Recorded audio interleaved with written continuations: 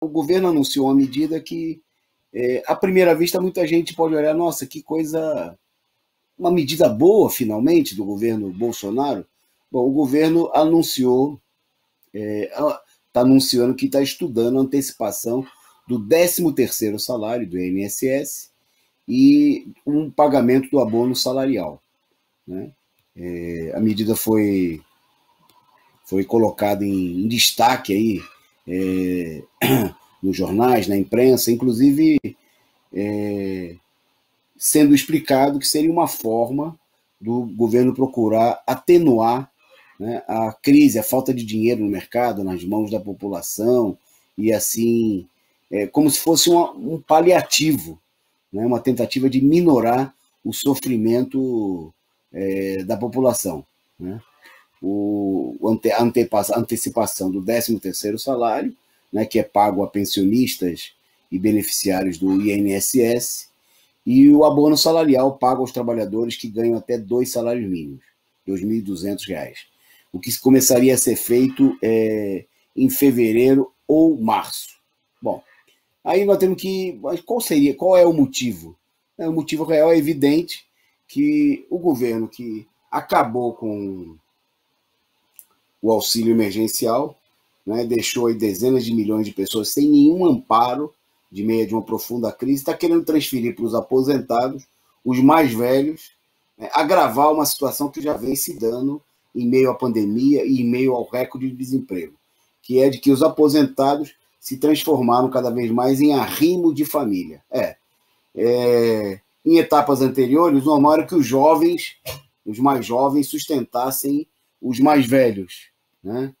E os aposentados viverem. Mas o que nós temos hoje são inúmeras famílias dependendo exclusivamente da minguada renda dos aposentados, né? Que aquilo que ganha uma miséria enorme.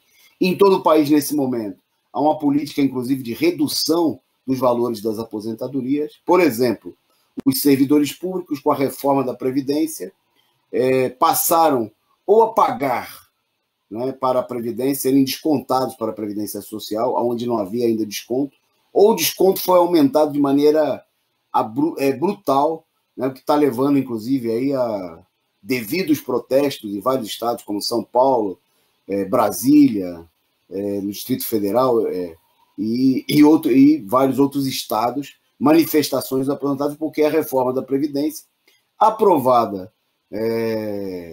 em 2018 e 2019, né, impôs aí uma profunda... 2019, 2020, nos estados principalmente, né, impôs uma mudança que saqueia, que rouba, que tira dos aposentados, que depois de contribuírem por anos e anos para sustentar a Previdência Nacional ou as previdências estaduais, agora tem que continuar pagando. Bom, e além disso, o Estado, veja só que bonzinho, Paulo Guedes, o Bolsonaro, estão transferindo, né, vão antecipar para que a população, para que as famílias pobres consumam aí o 13º dos aposentados, né, para pagar as suas despesas imediatas diante da falta do auxílio emergencial.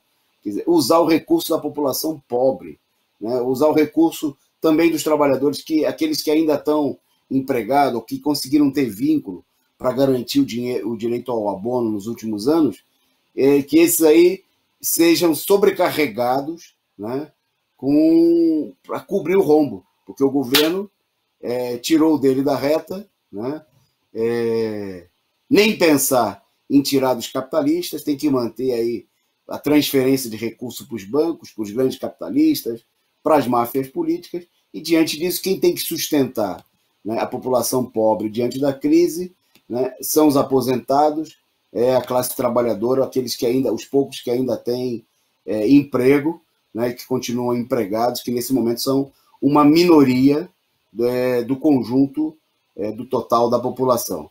Então é uma política criminosa, né, uma política de assalto contra os aposentados, que obviamente precisa ser denunciada, né, que deveria estar sendo aí alvo de toda uma campanha, que não basta, diante dessa situação, obviamente, levantar aí medidas de tipo parlamentares.